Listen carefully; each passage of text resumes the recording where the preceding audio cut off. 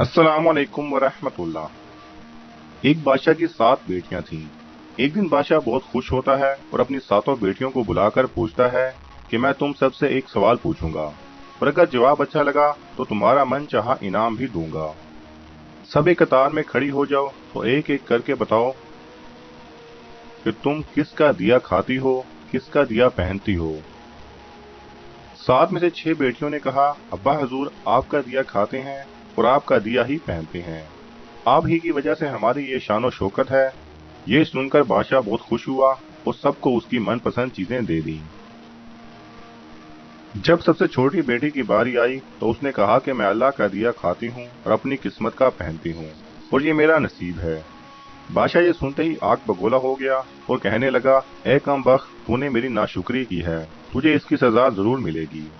शहजादी ने कहा, जो हुक्म अब्बा हजूर। बादशाह ने सिपाहियों को हुक्म दिया कि जाओ इसे जंगल में छोड़ आओ, मैं भी देखूं कि ये मेरे बगैर कैसे अल्लाह का दिया खाती है और अपने नसीब का पहनती है। शहजादी से तमाम जेवरात वापस ले लिए गए और खस्ता हाल कपड़ों में बगैर किसी साजो सामान के बादशाह के हुक्म के मुताबिक जंगल में तनहा छोड़ दिया गया। लेकिन शहजादी बहुत मुतमईन थी और तवक्कल अल्लाह थी कि जो उसने रिज्क और ऐशो इशरत मेरे नसीब में लिखी है वो मुझे जरूर मिलेगी। सब सिपाही शहजादी को छोड़कर वापस चले गए। शहजादी जंगल को देखने लगी।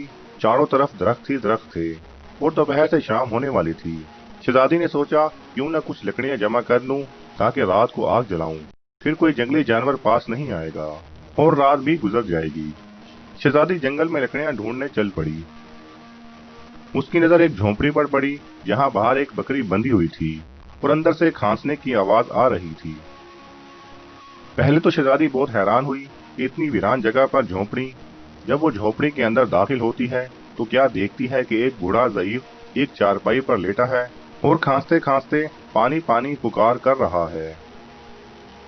शहजादी इधर उधर देखती है तो कोने में एक पानी का घड़ा पड़ा होता है।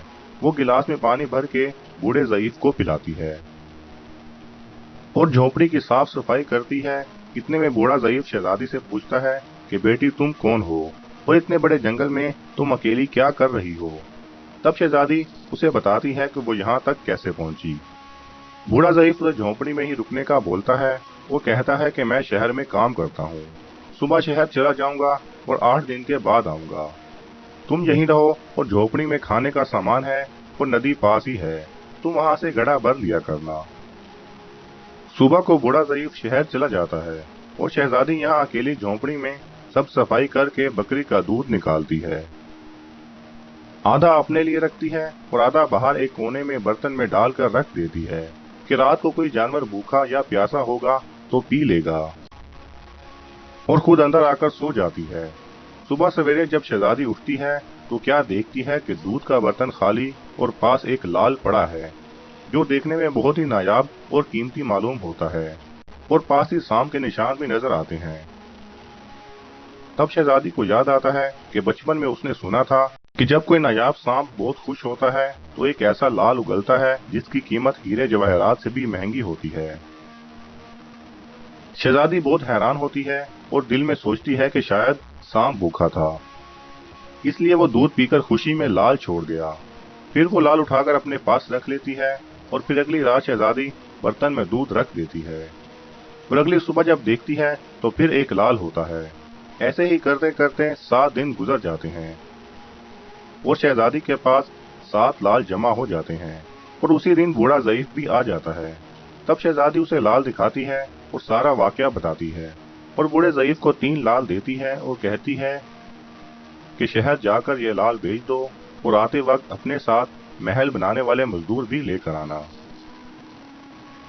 बाकी 4 लाल शहजादी अपने गले में माला के तौर पर पहन लेती है। तो कुछ ही महीनों में जंगल में एक आलीशान महल तैयार हो जाता है जिसमें बूढ़ा ज़ईफ और शहजादी रहने लगते हैं। ऐसा खूबसूरत महल जिसमें हर आराइश, नौकर चाकर, दुनिया के तमाम नेमतें मौजूद होती हैं। शहजादी जंगल में लकड़ी की फैक्ट्री लगा देती है जिसमें गरीब काम करते हैं और उनकी रोटी भी चलती रहती है। देखते ही देखते जंगल शहर नुमा बन जाता है और दूर दूर तक धूम मच जाती है कि शहजादी बहुत रहम दिल है।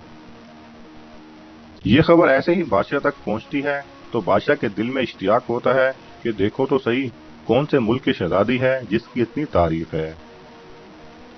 बादशाह सिपाहियों के हाथ पैगाम भेजता है कि शहजादी से मिलने यहाँ आना चाहते हैं। शहजादी के सिपाही जब शहजादी को बताते हैं तो शहजादी ये हुक्म देती है कि बादशाह सलामत एक शर्त पर हमसे मिल सकते हैं कि वो अपनी तमाम बेटियों के साथ आएं। सिपाही जाकर बादशाह को पैगाम दे देते हैं। एक दिन बादशाह अपनी तमाम बेटियों के साथ शहजादी के महल जाता है। शहजादी उन सबसे मिलती है चेहरे पर नकाब करके और उनके लिए 7 रंग के खाने पेश करती है। वो हर खाने के साथ उसी रंग का जोड़ा जेवरात पहनकर आती है। महल की शान शौकत, खूबसूरती और शहजादी का अंदाज बादशाह और बाकी तमाम शहजादियों को बहुत हैरान और मुतासिर करता है। आखिर में बादशाह शहजादी से कह देता है कि तुम मेरी बेटी की जगह पर हो और मैं भी तुम्हारे कहने पर अपनी तमाम बेटियों के साथ आया हूँ, फिर हमसे ये पर्दा किस लिए? बहुत इसरार पर शहजादी कहती है, ठीक है, मैं तैयार होकर आती हूँ। सब शहजादियां आपस में सरगोशी करने लगती हैं कि इतनी तो तैयार है, इतने महंगे जेवरात पहने हैं, अब और कितना तैयार होकर आएगी। इतने में क्या देखते हैं कि दूर से खस्ता हाल कपड़ों में कोई आ रहा है और गौर करने पर बादशाह को याद आता है कि ये अभी तक जिंदा है। मैं तो सोचता था कि इसे जंगल के जानवर खा गए होंगे और जब मैंने अपने सिपाहियों को इसकी खबर लेने भेजा था तब उन्होंने ही बताया था कि वहाँ शहजादी का कोई नामो निशान नहीं है, तो ये कैसे मुमकिन है?